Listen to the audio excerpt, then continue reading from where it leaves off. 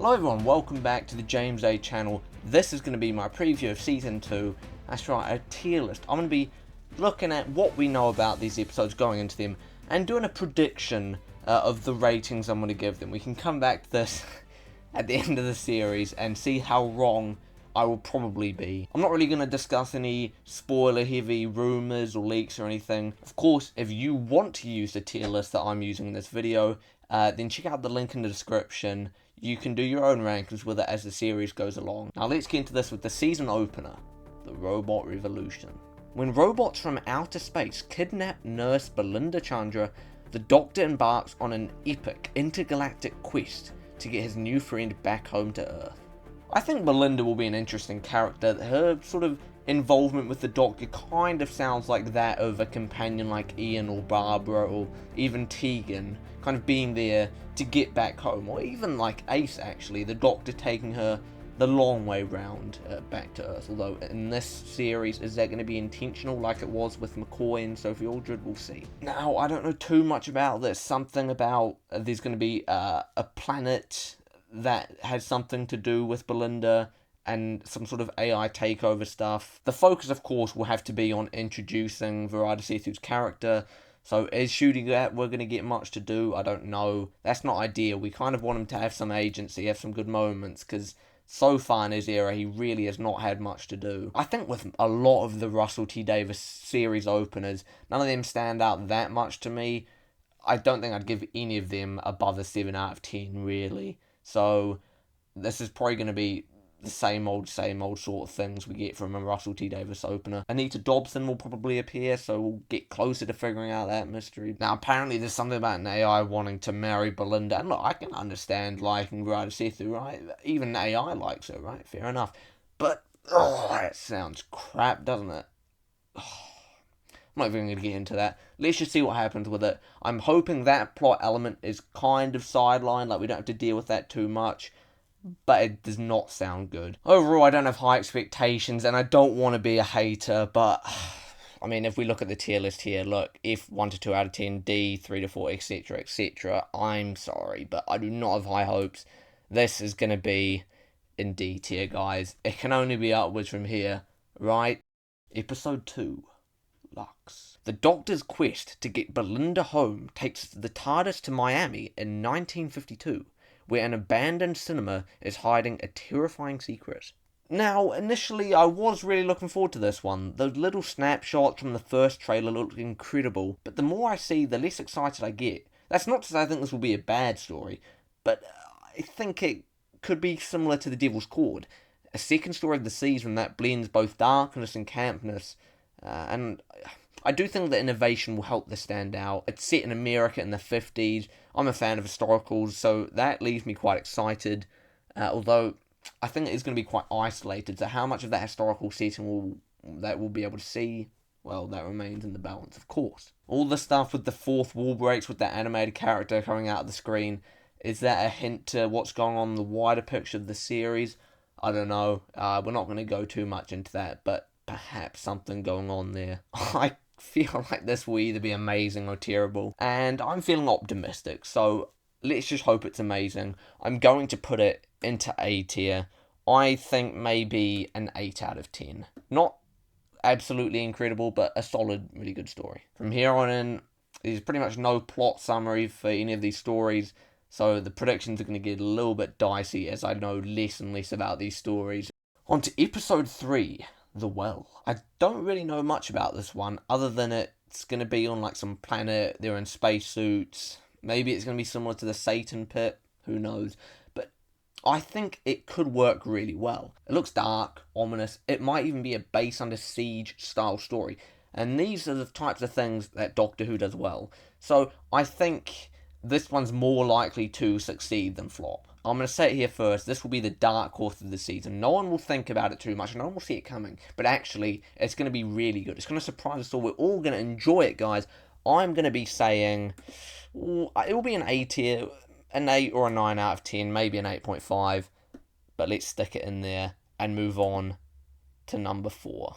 Next is Lucky Day. Right, Monsters, Ruby Sunday, And I think her boyfriend dies in that one or something, gets eaten by a monster, which is good news for just about anyone with a taste in women. But yeah, we don't know too much about this. I think it could fit really well with the dark tone of the season. Seeing Millie Gibson again will be good. I'm going to say this will probably be a solid story. I'll say 7 out of 10. Put it into B tier. And what I'm interested to see is why there was a shot from Aliens of London with the Big Ben getting hit by the spaceship in the title reveal. Was that just an Easter egg or a potential clue? I guess we'll see. You might as well put in the comments what your thoughts for any of these stories are so far. And while you're doing that, you might as well subscribe. If you go on my channel pages, you will see that at 1,000 subscribers, I will be live streaming myself watching an entire season of Doctor Who. You don't want to miss that. Come on, you want to put me through the ringer. I know you guys do. So be sure to do that and make it happen. On to episode 5, The Story and the Engine. Now this one intrigues me. The name's a bit like a children's story, but actually, the little bits we've seen from it look quite dark. Disappearing people, a massive spider that might be the Rachnos' cousin. You heard it here first, right? All the CGI shots looked amazing. It could be quite creepy. I think it'll be another solid story, to be honest. And again, there's not really much information on this one, so I'm just going to play it safe and say... I'll just say maybe a 6 out of 10. Get something in C tier. Typically, when Doctor Who does spiders, it's not great, is it? Although I liked Planet the Spiders, but other than that, not really many great stories with spiders. What exactly does the title mean? Probably something about the disappearances, getting energy for an engine that's going to probably kill humanity or be part of some weapon or something. You know, I'm definitely a creative mind, right? So it will be exactly that. Episode 6, 103rd Interstellar Song Contest. I'm scared of this one. I really am, because are we going to have to see a musical number? I don't know, it's a bit scary. What's going to happen with that? Hopefully not. I think people pointed out that just seems to be part of setting up the story. It's not going to be involved too much, because there is that shot of people getting sucked into space. So... and I believe the Doctor as well was part of that group getting sucked into space. So maybe this will be the Doctor Light story. Virada Sethu as Belinda, she's got to find a way of getting everyone back. And then they'll probably all celebrate with a song and dance number. But maybe the middle of the story, without any of that, will actually be pretty good. Anita Dobson will probably get a big part to play as we get closer to the finale. Although, I've got to be honest, I just don't really care about that story arc. I feel like the tone could be dark, but it's probably going to tip into the camp area and won't really be for me. I'm going to say C tier as well. Yeah, we'll put it lower than The Story and the Engine. That one at least looked a bit more dark and interesting to me. And on to episode 7, Wish World. You know, just stop what you're doing. Stop the music. Stop everything. Listen to me, guys, alright? This is going to be the best story of the season. This is going to be the best episode of RTD2. Oh, sorry. Trust me, guys. I just have a feeling. You heard it here first. I think this will be the story of the season.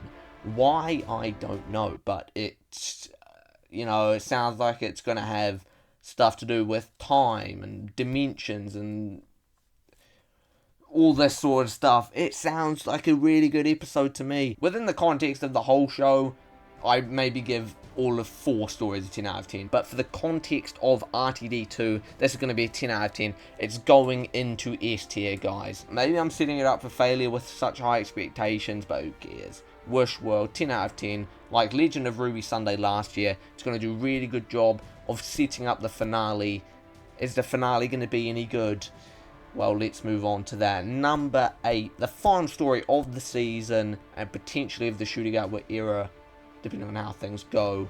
It's the Reality War. Now, there are some theories on this one. I'll briefly discuss those, but if you don't want to hear anything about them, which is probably advisable, then skip to there, guys. And 3, 2, 1, okay. Now, I have heard a couple of leaks on this one. I don't know if there's any truth to them. So I'm not going to be saying things that are rumoured to be in that finale from those leaks. But looking online, I've seen fan theories ranging from the Doctor being in the land of fiction and Mrs. Flood is like the master from that. And this whole thing, none of it's real. I've heard that the Daleks are going to return. With the reality bomb, it's a bit of a stretch, but I've heard about certain characters returning. I've heard about the Pantheon returning with the Toymaker, all that stuff with Legion. Although I think that was already covered in the last finale with Sutekh. But yeah, there's been a lot of stuff. My advice is stay offline as much as you can, trying to avoid spoilers. For me, I'm willing to take some hits to try and get an idea of what's going to happen in the future so that I can improve my content and sort of work around that. But even I am going to stay away from the major leaks and spoilers. It just ruins the stories. And we also want to help the BBC out. If they know that everyone's got all the answers to these big mysteries, it kind of ruins the show and almost the promotion of it in a little way. The finale is the time for all these big revelations. We don't want that spoiled, guys. So that is my advice. And we've moved on from spoilers. So, based on everything, I think it'll be an okay finale. It'll probably just have the usual tropes of a Russell T Davies finale, solving mysteries, having Deus Ex Machina endings, the world being taken over. I think my excitement and enjoyment for this one will kind of rely on how well the other stories do of setting up mysteries and building and anticipation. So it is hard to say what I will think of this one. But look, finales, they can easily be some of the best Doctor Who stories, as we've seen multiple times in the RTD era, both in the 2000s and now in the 2020s. My guess, everything will be solved within 35 minutes and we'll have 10-15 minutes of just saying goodbyes and all this sort of stuff, tying up all the loose ends in the season. Yeah, it could be amazing or awful, but I'm going to give it the benefit of the doubt. I'll predict a 7 out of 10 rating. We'll just say better than Lucky Day. A finale can have some really good moments in it, so I'll be nice, but it's hard to be incredibly optimistic when we know what happened last season with the finale. Sorry to anyone who enjoyed that, but it was kind of crap, so yeah. Well, that was the tier list. So now I will just very quickly say my overall thoughts. I wouldn't say I've been counting down the days to the new series, but I'm still optimistic about it. It's new Doctor Who, and that is something to be excited about, especially in these days when we don't know if there's going to be new Doctor Who for another year or two. So we just got to take what we can get, and it's only on for 8 weeks. I kind of found last year, by the time I was firmly in the flow of things, watching Doctor Who, getting excited to watch on the weekends, we were already only a few weeks from it ending, so that was a bit sad, and that will probably end up happening here. So my advice is, regardless of whether or not the episodes are good, just enjoy the fact that every Saturday or Friday or wherever you're from, whatever day you watch it on, just look forward to having that day reserved for Doctor Who, because come on, it is a nice feeling knowing you're going to see a brand new story on that day every week for only 8 weeks, but still. I think with the series, part of the excitement comes from having a firmer grasp on the tone that they're going to be going for. Last year felt a bit all over the place with the trailer, playing David Bowie, that sort of stuff. I kind of didn't know what they were wanting to do, but this, it feels like there's a direction, a path that they're going down. So I think they'll have a better control of the tone of the stories, and I think it will feel a lot stronger as a result, because last season was a decent mishmash of stories, but it was let down by that finale. Ncuti Gatwa, his future remains uncertain, and look, he isn't one of my favourite Doctors, but I don't think that's his fault. I really liked him at the start in Church on Ruby Road, but from there, he kind of went downhill in my rankings. I think he was a bit irritating, he didn't have much to do, so I'm hoping this season they improve the material for him, because Ncuti Gatwa, he's a good actor, he can definitely do the part well if he's given the right material, so fingers crossed. Yeah. Right, Sethu, she'll probably be a solid companion, just looks like a sort of modern day Tegan, which, I mean, I didn't hate Tegan, but I don't think she'll be a top companion, but she'll be good. 73 Yards is my favourite story of the RTD2 era so far, so will Wishworld or any of the other stories overtake that? I will be interested to see, and hopefully they do. I think I can say we're going to have a good TARDIS team, there'll be some returning characters, which is always good. Didn't mention, by the way, that Mel I am looking forward to having back, because in the classic series, she was appalling. but ever since she returned, she's been fantastic. So I'm looking forward to her being in the finale, and I think it's unlikely she'd appear in any other stories, as they all kind of don't seem to be in modern London, but who knows. I think the monsters all looks pretty good. The CGI was impressive. It seems like they've got the tone nailed for this one, and that is very important. A lot of times Doctor Who has not succeeded is when the tone and the scripts, none of it really feels coherent. So I think this could easily be one of the best series we've had in years. It's a big statement, but let's hope I'm proven right. That's all from me, guys. Not long to go until Doctor Who Season 2. This is going to be the home for the top Doctor Who content in the upcoming weeks, so make sure to subscribe, you won't regret it. And you also want to see how this tier list compares later down the line. Am I going to be weeping in a corner thinking about how wrong I was, or will I be thinking, God, I underestimated the series? There's only one way of finding out. So don't just subscribe for yourself, it's a bit selfish, right? You want to go tell your friends, your neighbours, your local butcher. Anyway, thank you for watching, and I will see you later.